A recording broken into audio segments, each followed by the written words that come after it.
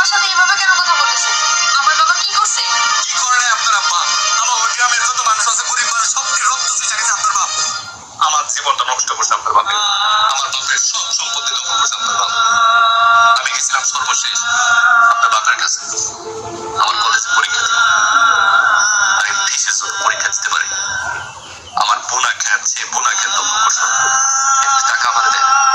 আমার বাড়ির থেকে, আপনার বাড়ির থেকে আমার ঘাট ধরে বাইর করে দিছে। আমার সমাজের কাছে চোর বানাইছে। আর কি শুনবে? আর কিছু শুনবে? কল্পনাও করতে পারতেছি না তুমি কি না এই ধরনের কাজ করেছো। এর জন্য তো আমাদের পরিবারে এত অসুখ বিসুখ, এত অশান্তি, কোনো প্রকার সুখ শান্তি আসতেছে না। আমার মায়ের এত বড় একটা অপারেশন করার পরেও আমার মা ভালো হচ্ছে না, শুধুমাত্র তোমার জন্য। আমি এবার সবকিছু বুঝতে পারতেছি।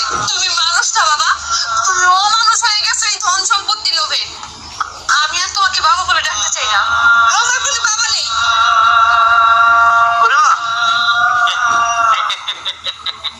আচ্ছা, আল্লাহর বিচার কেমন শুরু হয়েছে? আপনার মাই আপনার জীবন থেকে সরে গেছে।